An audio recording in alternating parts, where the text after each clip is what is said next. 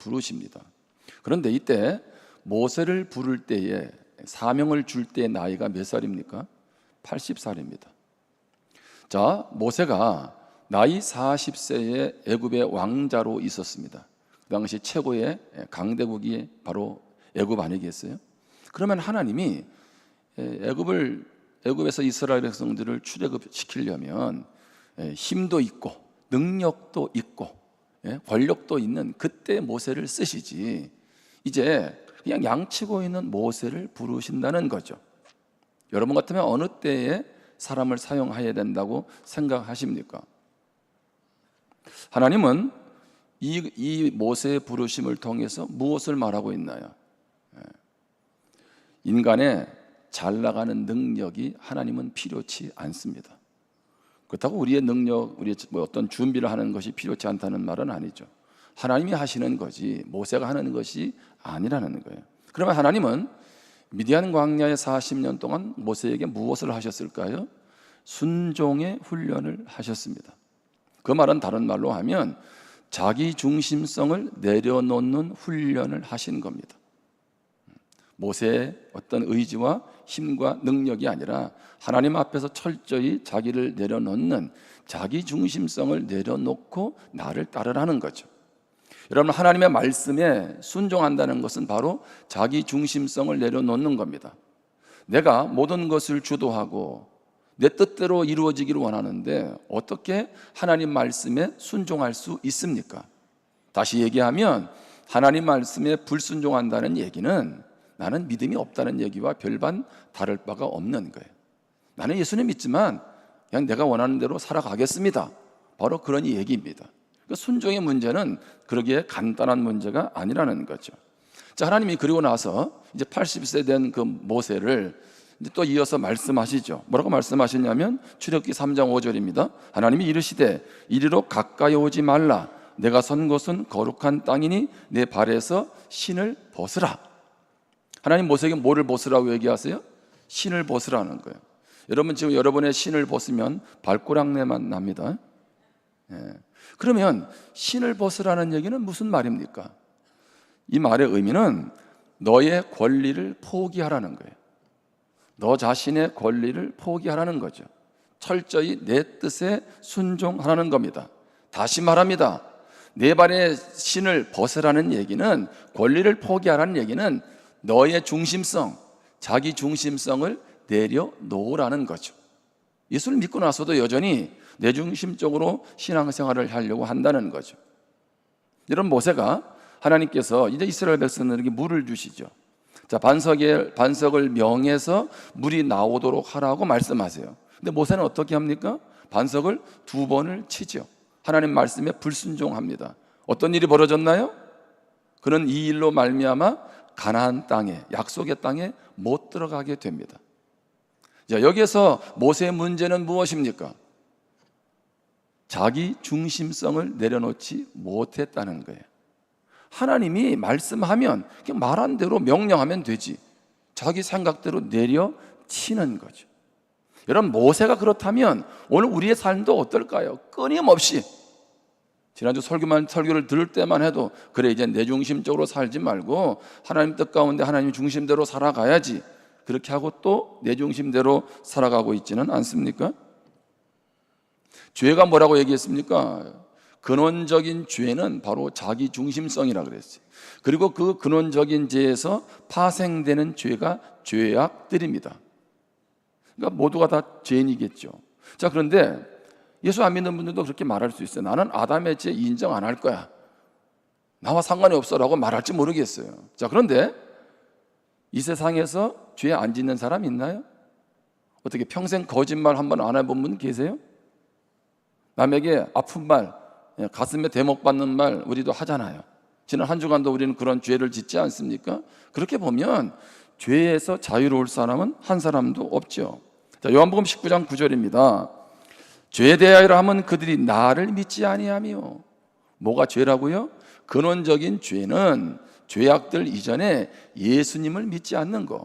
목사님, 자기 중심적인 것이 죄라며요. 근데 왜 또 예수 믿는 게, 예수를 안 믿는 게 죄입니까? 그 말이 그 말이에요. 예수를 믿지 않는다는 건 무슨 얘기예요? 자기 중심대로 살아가도 예수 없어도 된다는 얘기 아니겠습니까? 요한복음 8장 24절에 보면 그러므로 내가 너희에게 말하기를 너희가 너희 죄 가운데서 죽으리라 하였노라. 죄의 삭은 사망이잖아요. 너희가 만일 내가 그인 줄 믿지 아니하면, 예수님이 구원자 되심을 믿지 아니하면 너희 죄 가운데서 죽으리라 이렇게 말하고 있는 거죠. 예수님을 안 믿으면 그것이 죄고 그것으로 인한 사망이 온다는 겁니다. 자, 그럼에도 불구하고 그래도 나는 죄인이 아니야, 이런 분들이 계세요. 그래서 바울이 로마서 1장 18절부터 3장 20절까지 계속 이야기합니다. 나는 도덕적으로 착한 일도 많이 하고 남들이 말할 때 나는 법 없이도 살 수 있는 사람이야, 난 죄인 아니야 라고 말하는데 너도 죄인이야. 그러면서 모든 사람이 죄인이야 이렇게 바울이 이야기를 합니다. 로마서 3장 10절입니다. 기록된 바 의인은 하나도 없으며. 의인이 몇 명 있다고요? 이 세상에 하나도 없대요. 23절입니다. 모든 사람이 죄를 범하였으며 하나님의 영광에 이르지 못하더니 한 사람이 죄진 것 아니라 모든 사람이 죄를 지었다 그렇게 말씀하세요. 제가 이사야 59장은 찾지 않지만 59장에도 보면 너희와 우리 사이에, 하나님과 우리 사이에 죄가 가로막고 있어서 하나님과의 관계가 차단되고 영적으로 죽어 있음을 말씀해 주고 있죠.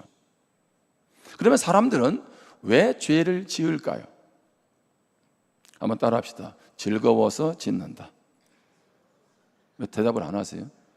다시 해보겠습니다. 죄는 지으면 즐겁다. 근데 문제는 뭐예요? 후유증이 큽니다. 그렇죠? 예를 들면 가정을 이루고 있는데 불륜을 했어요. 눈이 맞아가지고. 그때는 즐거웠는지 모르겠어요. 그 결과는 뭡니까? 가정 파탄이죠. 죄는요, 나의 본능이기 때문에 나의 성향과 자주 잘 맞아떨어집니다. 사단은 죄를 짓는 가정을 즐겁게 만들어 놓았습니다. 그런데 죄로 인한 대가가 얼마나 무서운지는 숨겨 놓았어요. 그냥 선악과 따먹으면 좋아, 맛있어, 하나님과 같이 돼, 이렇게만 얘기를 했지 그것으로 인한 대가가 뭔지를 사단은 이야기하지 않았어요. 제가 여러분에게 질문해 보겠습니다. 어떻게 하면 죄를 잘 지을 수 있을까? 학원에 가서 공부해 본 계세요? 다시 물어볼게요. 어떻게 하면 죄를 잘 지을 수 있을까? 어떻게 공부해 본 분 계세요? 목사님, 저는요 죄를 짓고 싶은데 죄가 안 지어집니다. 어떻게 하면 죄를 지을 수 있을까요? 이렇게 질문한 분은 한 분도 안 계세요. 저는 아무도 여러분들에게 죄를 어떻게 짓는지를 가르쳐 준 적이 없어요. 근데 여러분 알아서 짓잖아요. 우리 인정할 건 인정해야 되지 않아요? 공부는 안 해도 왜 이렇게 죄를 잘 짓는지 몰라. 어떻게 해요? 습관적으로, 자동적으로 죄를 짓게 된다는 거죠. 여러분, 그렇게 보면 나는 죄에서 자유롭다라고 할 수 있는 사람 이 땅에 한 사람도 없어요. 자, 그런데 사람은요 또 머리를 쓰기 시작해요. 아니야, 그래도 착한 일을 하고 율법대로 잘 살면, 규칙을 잘 지키면 의로울 수 있어, 이렇게 얘기하는 사람이 있어요. 그런 사람에게 성경이 또 말을 합니다. 로마서 3장 20절입니다. 그러므로 율법의 행위로 그의 앞에 의롭다 하심을 얻을 육체가 있나니 없나니. 율법으로는 죄를 무엇함이라? 깨달음이니라. 그러니까 율법의 행위라는 것은 무슨 얘기입니까? 인간의 도덕적인 노력, 행동을 통해서 의로워질 수 있는 사람이 한 사람도 없다는 거예요. 이 부분에 대해서 저에게 아닙니다 라고 말할 수 있는 분들 계세요? 성경이 지금 그렇게 말하고 있는 거예요. 제가 지난주도 얘기했지만 여러분, 율법을 다 지키면 구원받습니다. 아시겠어요? 근데 문제는 어느 사람 한 사람도 율법을 다 지킬 수 있는 사람은 없어요. 율법 자체가 문제는 아니죠. 그러니까 하나님의 은혜가 필요한 거고요. 자, 이렇게 모두가 다 죄인이고 나름대로 어떤 또 다른 노력을 통해서 제 문제를 해결해 보려고 하고 한쪽으로 빠져나가려고 하는데, 그렇지 않다고 성경이 얘기하잖아요. 한마디로 인생은 뭡니까? 절망 그 자체죠. 절망 그 자체예요. 내가 지금 경제적인 여유가 있고 세상적으로 잘 나가도 뭐예요? 절망입니다. 누가 없으면? 예수가 없으면. 그런 우리에게 하나님은 바울을 통해서 희망의 소식을 전해줍니다. 자, 로마서 3장 21절입니다. 오늘 본문 같이 한번 읽어보겠습니다. 시작. 이제는 율법 외에 하나님의 한 의가 나타났으니 율법과 선지자들에게 증거를 받은 것이라. 자, 여기 이제는 앞에는 뭐가 붙었냐면 접속사 그러나가 있어요. 그러나 모두가 죄인이다, 이제 멸망이다, 절망이다, 끝이다, 그런 줄 알았는데 그러나라고 하는 큰 전환점을 이루는 접속사가 있어요. 절망 가운데 소망이 있다. 그게 뭐냐면 율법 외에 하나님의 한 의가 나타났다. 그것은 뭐냐면 율법과 선지자들에게 계속 말씀했대요. 그러니까 구약 성경을 통해서 계속 말씀했는데 율법 외에 나타난 하나님의 의는 뭘까요? 예수 그리스도를 믿음으로 의롭게 되는 것인 줄 믿습니다. 이걸 다른 말로 하면 칭의라 그래요. 칭의, 의롭다 하심. 자, 첫 번째 우리는 칭의에 대해서 나누는데요. 로마서 3장 24절을 보겠습니다.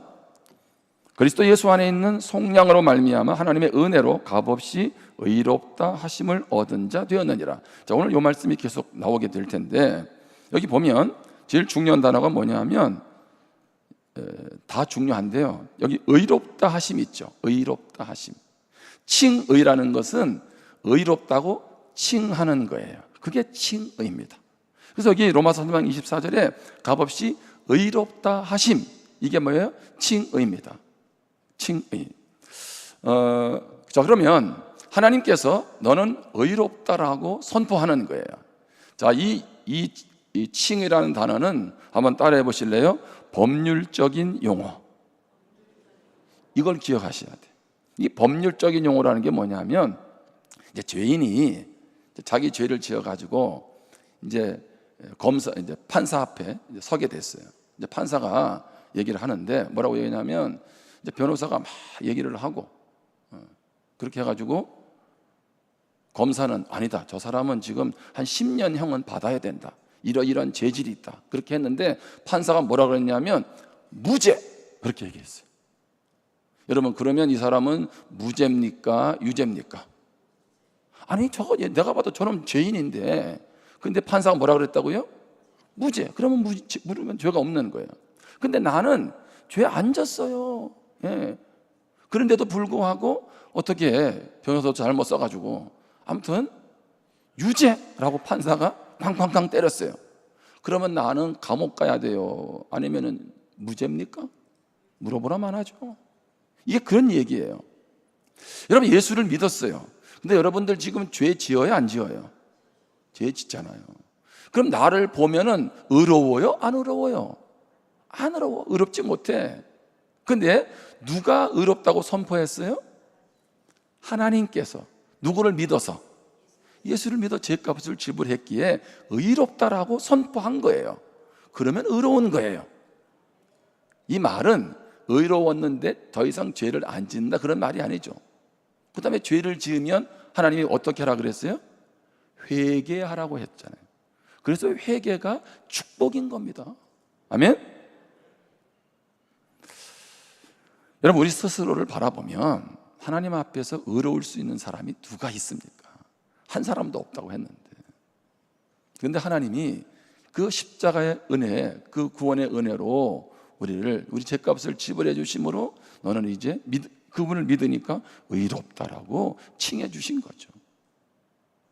제가 한자를 좀 풀어볼게요. 이게 어떤 선배님이 쓴, 이제 여러분, 중국은 이게 참 놀랍지 않아요? 한자에 이게 성경의 뜻이 담겨 있어요.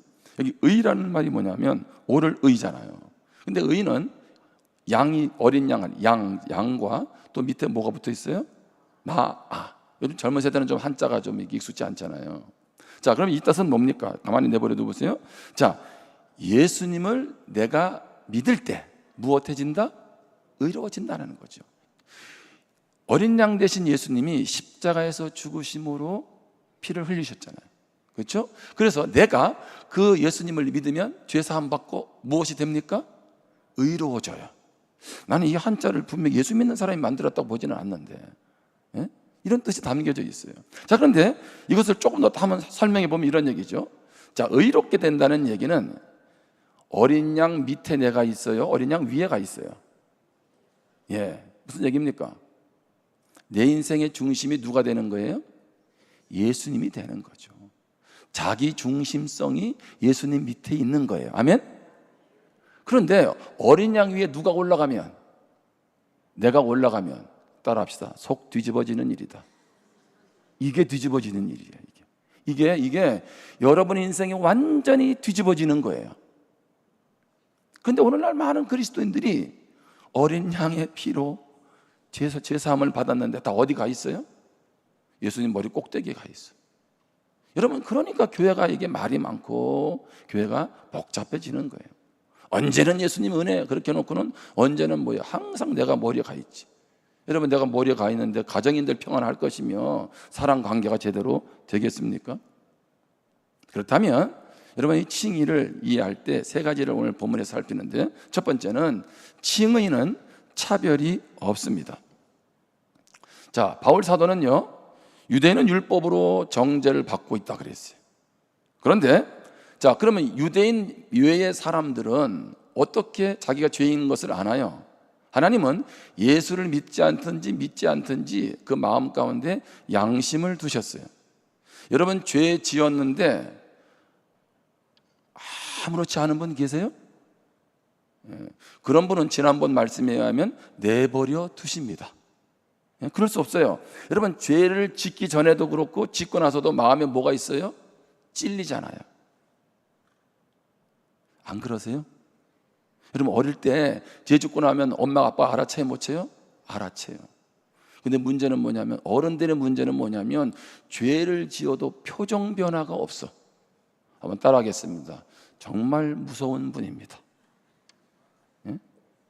여러분, 차라리 죄가 짓고 나서 그것 때문에 죄책감을 느끼다든가 하면 얼굴에 드러나는 게 차라리 순수한 거예요. 여러분, 사기꾼이 왜 무서운 줄 아세요? 사기꾼은요, 얼굴에 표가 안 나. 말을 기가 막히게 해요. 나중에는 자기가 상대를 사기쳤는지도 몰라. 그렇지 않고 어떻게 사기를 치겠습니까? 그죠? 제가 이런 말씀을 드리냐면, 하나님은 이미 우리에게 양심을 통해서도 죄를 알려줬다고요. 그런데 놀라운 것은 무엇입니까? 우리가 의롭게 되는 데 있어서 사기꾼이든지, 그죠? 돈 많은 사람이든 돈 없는 사람이든, 많이 배운 사람이든 못 배운 사람이든, 어느 지역에 있는 것과 관계없이, 차별 없이 예수님을 믿으면 의롭게 되는 줄 믿습니다. 할렐루야. 이게 얼마나 감사해요. 누구나 아무나 와도 좋소, 가능한 것이죠.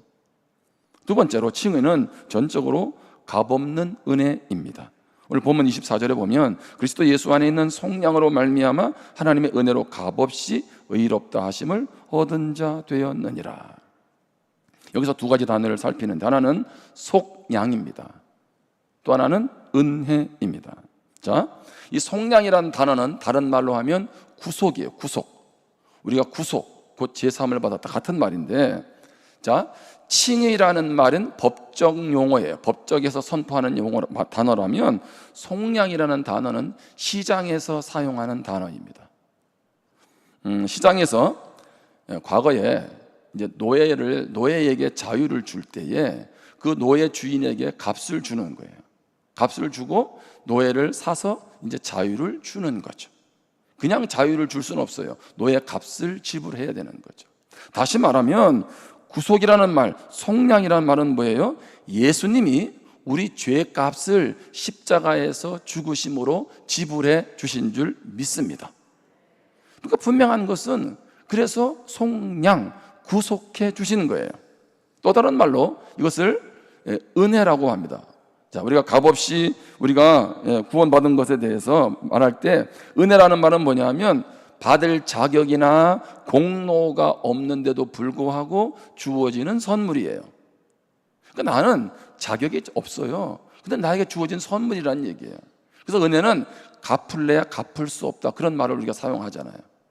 부모님 은혜를 어떻게 갚겠습니까? 예를 들어서 우리가 그런 표현을 쓰듯이, 자, 그래서 하나님이 십자가에서 내 값을 지불해 주시고 예수님을 믿기만 하면 의롭게 되었습니다. 이것이 하나님의 은혜인 줄 믿습니다. 영국의 캠벨 멀간 목사님이라는 분이 계세요. 아주 유명한 이제 신학자이기도 한데, 이제 목사님이 한 번은 이제 탄광촌에 가서 복음을 전하게 됐어요. 석탄을 캐는 한 광부에게 예수님을 믿으면 구원을 받을 수 있습니다, 이렇게 복음을 증거했어요. 근데 다른 얘기도 안 하고 예수님을 믿기만 하면 구원받는다 그랬어요. 그때 광부가 뭐라 그러냐면, 제가 값을 지불하지 않는데도, 돈을 들이지 않는데도 구원을 받을 수 있습니까? 예! 라고 대답을 했어요. 그러면 광부가 저도 예수 믿겠습니다, 그럴 줄 알았더니 뭐라고 얘기하냐면, 제가 돈 준 것도 없는데 받는 것은 가짜입니다. 좋은 것은 절대로 공짜로 받을 수 없습니다. 아무런 근거 없는 거, 그거 진짜일 수 없어요. 나는 받을 수 없습니다, 이렇게 얘기를 했어요. 그랬더니 목사님이 순간 당황한 거야. 그렇잖아요. 공짜는 안 받겠다니까, 그거 가짜라고 얘기하니까. 근데 하나님이 지혜를 주셨어요. 이제 여러분, 이제 왜 석탄을 캐려면 탄광에서 어떻게 해요? 거기 엘리베이터를 타고 지하 갱도로 내려가야 되잖아요. 그래서 목사님이 광부에게 묻습니다. 저 탄광 내려갈 때 엘리베이터를 타고 내려가시는데 이거 공짜로 타세요? 돈 내고 타세요? 그랬더니 광부가 뭐라 하냐면, 공짜로 탑니다. 그러면 이 값은 누가 다 냈나요? 누가 설치했나요? 예, 우리 사장님이 다 냈죠. 이해가 되세요? 우리는 공짜로 받지만 주님은 뭐를 지불하셨어요? 값을 지불하는 거예요. 그때 그 광부가 예수님을 자기의 구주로 영접하게 됩니다. 근데 문제는 뭐냐면, 성도님들이 이 구원의 감격이 별로 없어. 그래서 제가 하나님 앞에 좀 물어봤어요. 하나님, 성경 한 절을 좀 바꾸면 안 되겠냐고. 구원 받으려면 최소한 5억을 내게 해 주십시오. 여러분, 이게 너무 비싸요? 아니, 지옥 갈 사람이 천국 가는 그 하나님의 안에서 누리는 은혜로 할 때 여러분 5억이 싼 거예요? 비싼 거예요? 아, 여러분 너무 싸구나. 다시 얘기할게요. 10억을 내도록, 10억을 내면 하나님 구원받도록 해주세요. 별로 반응이 없네. 그러면 올리겠어요? 100억으로 올리겠어요. 100억. 무슨 얘기예요? 우리는 이 엄청난 십자가에서 값을 지불한 사랑을 받았는데 내 편에서 한 것이 없으니까 뭐예요? 귀한 줄을 모르는 거예요. 그러니 신앙생활을 내 마음대로 하는 거예요. 자기 중심적으로 하는 거예요. 하나님의 은혜가 은혜되지 못하기 때문에 이런 일이 벌어지고 있는 겁니다. 세 번째로, 칭의의 근거는 화목제물 대신 예수 그리스도입니다. 칭의는 차별이 없다고 했죠. 전적으로 값없는 은혜라고 했습니다. 뿐만 아니라 화목제물 대신 예수 그리스도가 칭의의 근거입니다. 25절입니다. 이 예수를 하나님이 그의 피로써 믿음으로 말미암는 화목제물로 세우셨으니 이는 하나님께서 길이 참으시는 중에 전에 지은 죄를 간과하심으로 자기의 의로우심을 나타내려 하심이니. 자, 화목제물이란 단어의 뜻이 구약에서는요, 속죄소입니다. 속죄소. 정확히 말하면 언약궤 뚜껑, 지성소 안에 있는 그 언약궤 뚜껑을 화목제물이라는 단어를 써요. 근데 신약에서는 화목제물 이렇게 표현하고 있는 것입니다. 아니, 왜 구약에서는 언약궤 뚜껑, 덮개를 화목제물이라는 표현을 썼을까요? 구약에서는 죄를 사하기 위해서 대제사장이 1년에 한 번 염소의 피를 가지고 들어가잖아요. 그리고 어디다가 그 피를 뿌립니까? 언약궤 덮개 그 위에다가 뿌리잖아요. 그러므로 죄의 사함을 받지 않습니까? 근데 지금은 어떻게 해요? 예수님이 십자가에서 죽으셔서 죄값을 단번에 다 치루어 주셨죠. 바로 그런 의미에서의 화목제물이라는 거예요. 우리가 하나님과 화목할 수 있는 것은 그냥 된 것이 아니라 예수 그리스도께서 화목제물 되어 주신 줄 믿습니다. 아멘? 그러니까 우리에게는 얼마나 이 구원의 은혜라는 것이 크고 축복된 일인지 모른다는 거죠. 우리는 의로워진 줄 믿습니다. 예수 그리스도를 믿음으로, 예수 그리스도의 피값으로 우리는 뭐예요? 하나님 앞에서 의로운 자가 되었다는 거죠. 이것이 우리 신앙의 감격의 근본이 되기를 축복합니다. 그래서 모든 것이 없어도 예수 그리스도, 이 복음을 아는 사람은 날마다 승리의 삶을 살아갈 수 있습니다. 이 은혜가 무엇과 비교될 수 있겠냐는 거죠. 그렇다면 두 번째 우리가 기억할 건 뭡니까? 예수님을 믿어야 합니다. 자, 예수님을 믿으면 의로워진다는 것을 알아도 내가 믿지 않으면 아무 소용이 없습니다. 내가 예수님 믿어야 돼요. 자, 오늘 여기 짧은 구절에서 바울은 세 번이나 강조를 합니다. 22절입니다. 곧 예수 그리스도를 무엇함으로? 믿음으로 말미암아 모든 믿는 자에게 미치는 하나님의 의인이 차별이 없느니라. 믿음으로 구원받는다는 거죠. 믿어야 돼요. 26절입니다. 곧 이때 자기의 의로우심을 나타내사 자기도 의로우시며 또한 예수 믿는 자를 의롭다 하려 하심이라. 예수 믿는 자가 의로워진다 그러죠. 28절입니다. 그러므로 사람이 의롭다 하심을 얻는 것은 율법의 행위에 있지 않고 믿음으로 되는 줄 우리가 인정하노라. 아멘. 할렐루야. 여러분은 모두 예수 그리스도를 나의 구주로 믿은 줄 믿습니다. 영접한 줄 믿습니다. 오늘 이 말씀이 바로 그 말씀이죠. 조직신학학자 중에 한국의 유명한 박명영 목사님이 계세요. 이분이 믿음을 두 가지로 설명했어요. 제가 아주 설득력이 있는 것 같아요. 하나는 뭐냐 하면 belief의 믿음입니다. belief. 또 여러분 믿는다라고 할 때 영어로 believe라는 말을 하잖아요. 제가 본토 받음인데 잘 못 알아들으시는 것 같아요 지금. believe. 근데 belief의 믿음이 있어요. 또 하나는 뭐냐면 faith. 이 두 가지 믿음이 있는데 간단하게 정리하면 belief의 믿음이라는 건 뭐냐면 신념의 수준의 믿음이에요. 신념.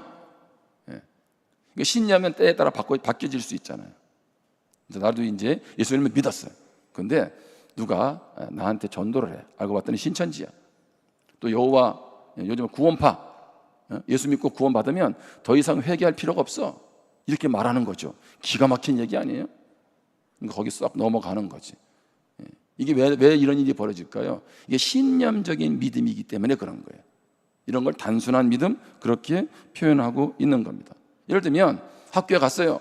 교회에서는 창조론이 하나 맞다 했는데 선생님이 뭘 가르쳤어요? 진화론을 가르쳤어요. 그러다 보니까 그렇구나. 나는 예수 믿으면 안 되겠다. 진화론이 맞아. 이렇게 하고는 신앙을 떠나가는 거예요. 왜 이런 일이 벌어졌어요? 말씀의 문제가 아니죠. 이 사람의 믿음의 문제예요. 신념적인 수준의 단순한 믿음에 지식에 근거하지 않다 보니까 이런 일이 벌어지는 거예요. 여러분 이단으로 넘어가는 경우는 다 이런 경우 아닙니까? 믿는 사람들이 넘어가잖아요. 그럼 우리는 어떤 믿음을 가져야 돼요? 페이스적인 믿음을 가져야 돼요. 어떤 믿음입니까? 이것은 지식에 근거한 믿음이에요. 어떻게 하면 구원받는지, 어떻게 의로워지는지, 어떻게 신앙생활을 해야 되는지, 주님은 언제 오실 건지 이런 거 있잖아요. 재림도 때를 모르듯이. 그러니까 이런 말씀에 근거한 이성적인 믿음을 근거하고 그러고 나서 어떻게 합니까? 체험적으로 하나님을 경험해야 돼요.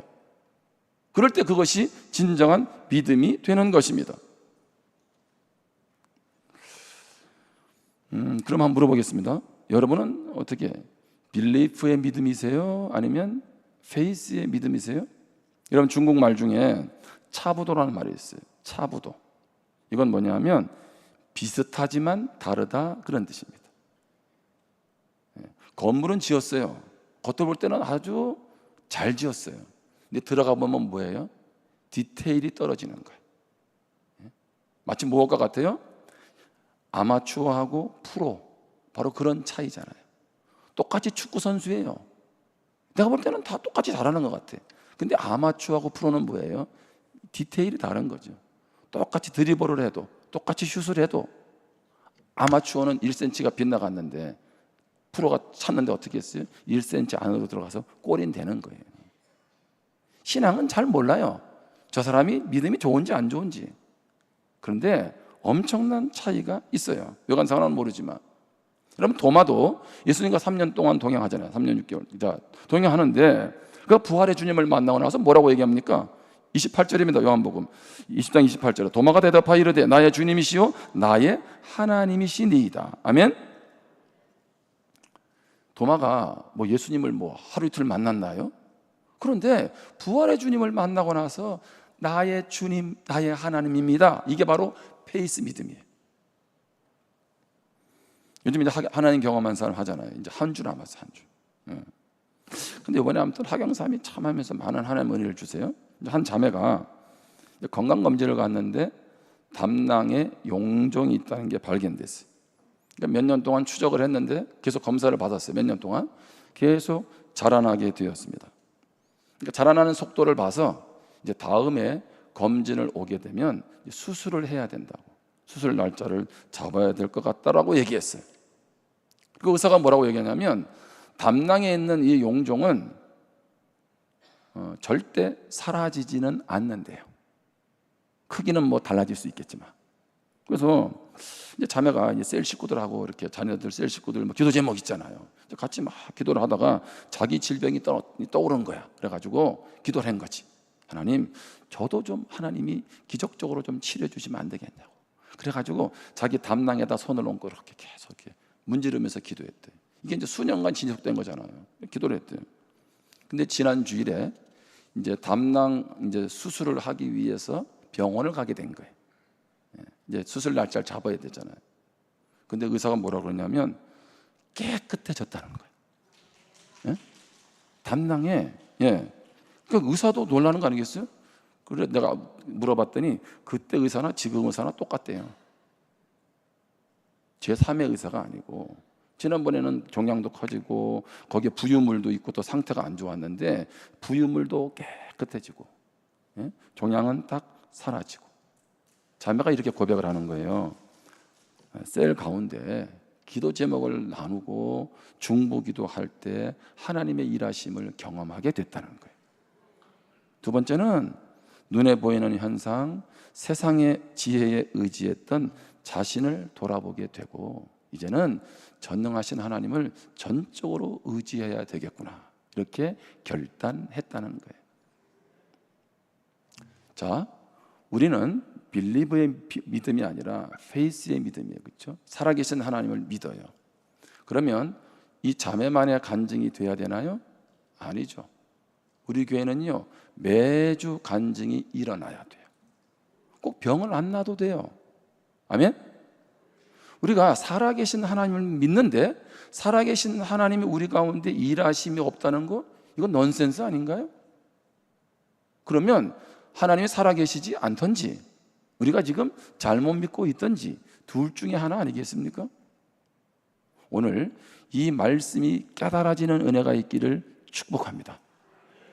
그리고 이제 여러분의 믿음이 달라지기를 바랍니다. 겉으로 볼 때는 저 사람 예수 믿는 사람이야. 속으로 들어갈 때는 전혀 관계없이 살아갈 수 있잖아요.